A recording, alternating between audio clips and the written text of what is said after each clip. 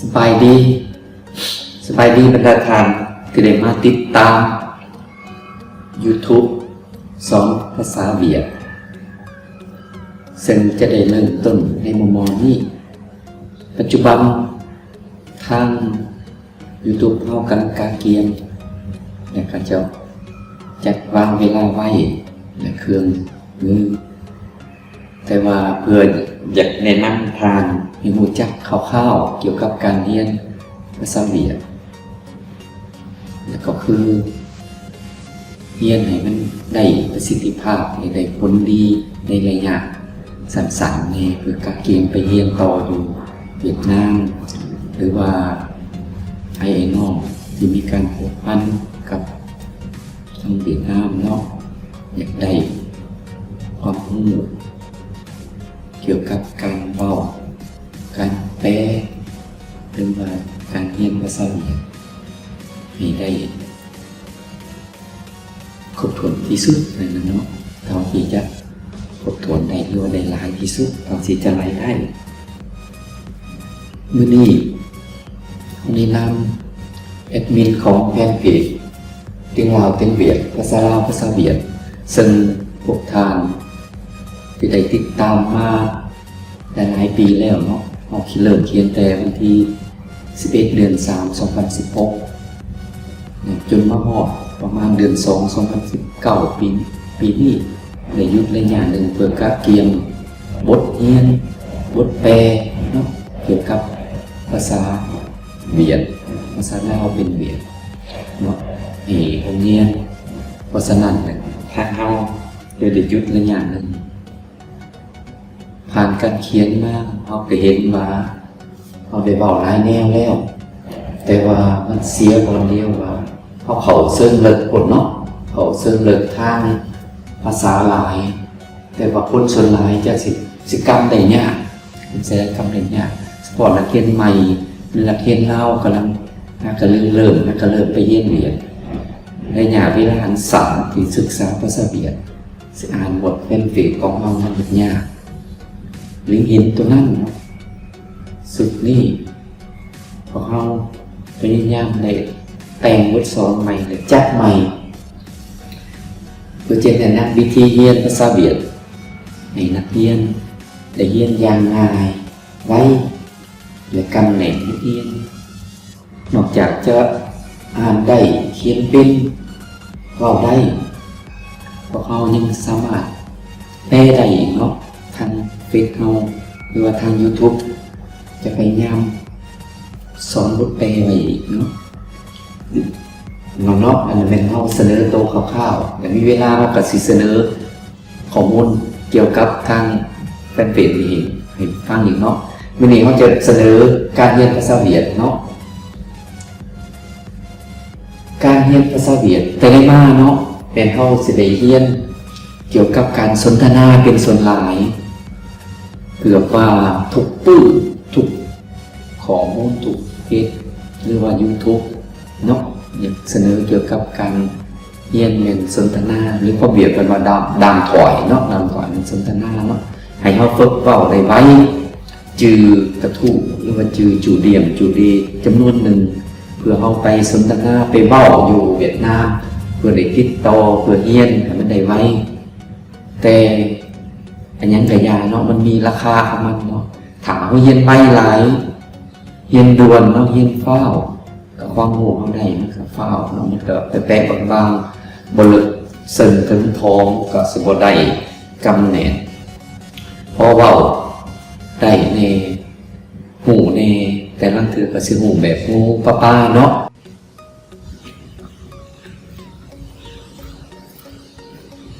เพราะฉะนั้นมื้อนี้เฮาเริ่มบทสอนภาษาเวียดโดยวิธีการใหม่วิธีการนี้เฮาจะบ่เน้นนักใส่แต่การสนทนาหรือเวียดเฮาเว้าตามฝ่ายมือถอยมันจะแบ่งออกเป็นโมดูลเนาะเป็นแต่ละภาคส่วนปัจจุบันเนี่ยมี3ภาคส่วนแต่ว่าอนาคตอาจจะเป็น4ประมาณภาคส่วนเป็นอีกส่วนที่1 เรียนการอ่านเนาะหลักการอ่านมันสิบอกว่าข่าวสองมาเนี่ยป่วยถอยเนาะเป็นบท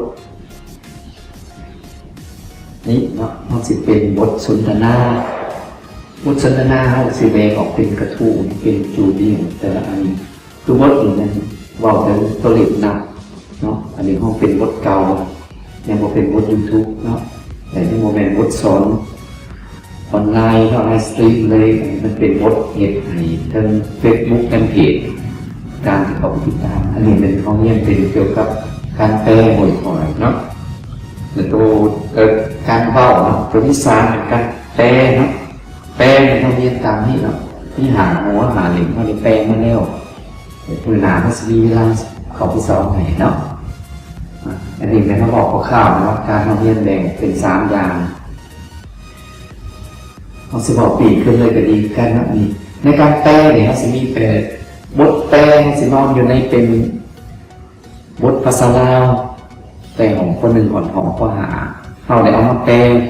กลายเป็นแต่ลาวเป็นดีและพวกน้องคือสิได้คันนักเรียนเขาก็ได้ผ่านมาหมดเนาะแต่คนหนึ่งก่อนข้อหาเขาได้อ่านไปแล้วเรียนบทเรียนภาษาลาวบทคำที่ง่ายได้เนาะคำที่เขามักใส่เป็นตุกยางนอนอยู่ในคนหนึ่งก่อนข้อหาฉะนั้นเอามาแปลแล้วเขาก็สิได้คำศัพท์ที่ง่ายแต่ว่าสิครบถ้วนเนาะใส่ใจไปเกิดมัดทุกอย่างเด้ออันนี้เป็นหาบทแปลในหา1 2 3 4หาส่วนบทเล่มนี้เขาก็ได้เอาเขาเป็น40 กว่าบทแล้วอยู่ใน YouTube กันติงนั้นหรือว่า YouTube ติ้งลาวติ้งเดียดเนาะพวกน้องพวกเพื่อนๆเด็กติดตามเขาไปเบิ่งแต่วันนั้นนี่เขาสิมีเฉพาะบทแปลตัวจริงเนาะใน YouTube ออกเป็นเวียดโดยเฉพาะเนาะหรือว่าเขาสิเขียนเป็นภาษาลาวเรียนภาษาเวียดเนาะเด้ออันนี้ส่วนบทสนทนาเนี่ยก็สิแบ่งออกเป็นแต่ละบทคือกันเนาะแต่ละบทนี่อันนี้เป็นบทภาษาเวียดแต่ละบทที่เขาสิจะเน้นนักใส่ข้อหมายเนาะอันนั้นซับของแต่ละกระทู้ซับของแต่ละตอนสมมติตัวเลขนับเวียดนามมันสินับไม่ได้เนาะเด็กมันสิมีนี่เนาะเด็กนับสิมี1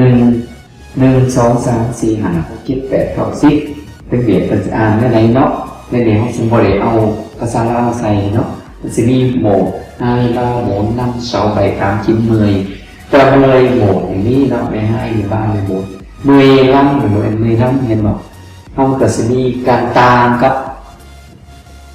ในตัวเลขหัวหน่วยเด้อแล้วเราสิมีเวลาสิอธิบายเติมอันนี้เป็นเบาต้องเรียนคำศัพท์ของแต่ละกระทู้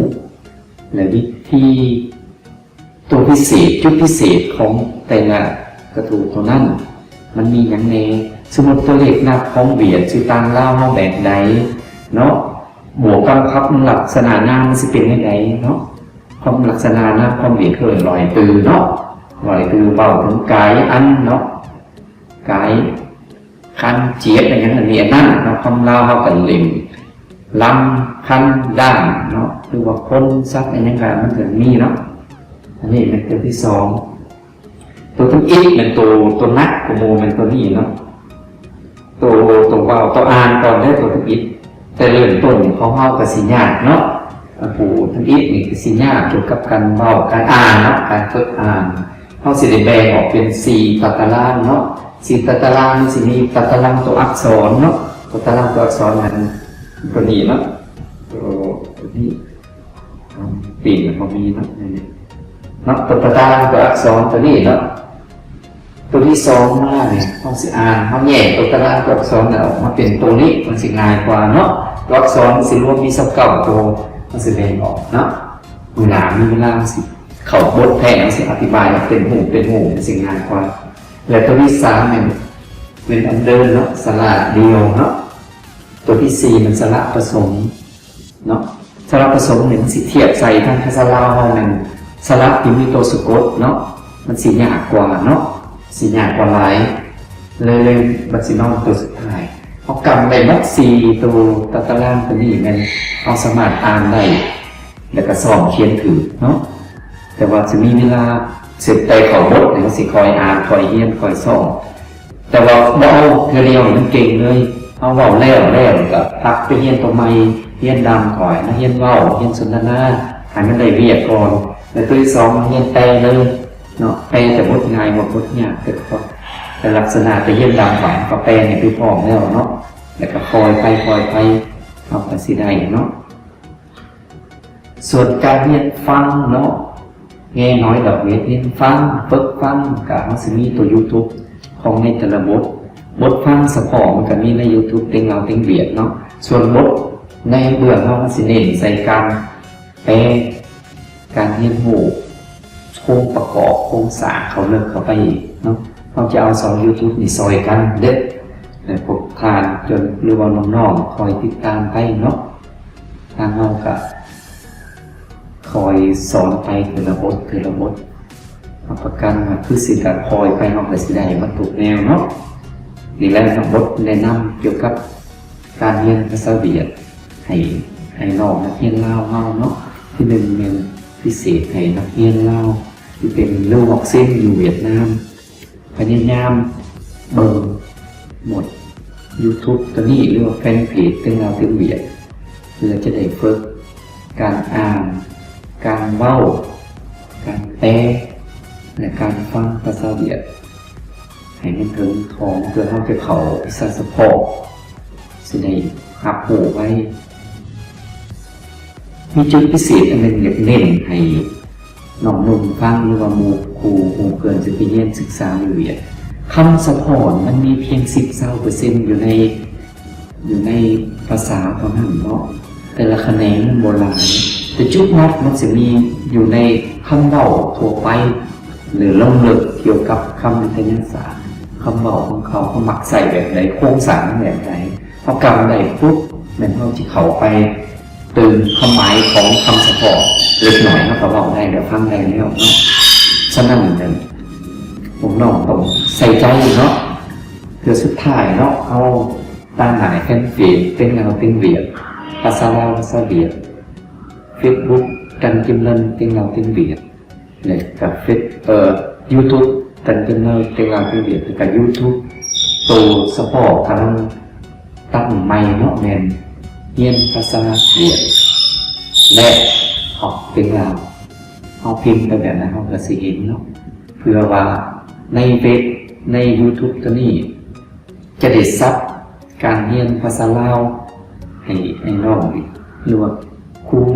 อยู่เวียดหรือว่าครูอาสาสมัครอยู่เวียดนามมาสอนอยู่ลาวเนาะอยากให้เป็นผู้ภาษาลาวในเพื่อการถ่ายทอดภาษาเวียดให้ลูกหลานเฮาอยู่สอนนักขีดพอสปอร์ตหรือว่าทั่วประเทศเราร่วมเนาะอันนี้ก็ฝากความมาหาทั้งทุกคนเนาะอยู่ในเขาบอกภาษาลาวล้วนๆเพื่อมาเสนอเกี่ยวกับการเรียนภาษาเวียดเนาะเพื่อสุดท้ายเนาะขอบใจทุกท่านที่ติดตาม YouTube ก็คือแฟนเพจของพวกเราพวกเราก็จะพยายามเฮ็ดสุดที่เพื่อสร้างความรู้มาให้ทุกท่านขอบใจเนาะบ๊ายบายเพื่อนๆจือซับสไครบ์สนับสนุนช่องในเด้อ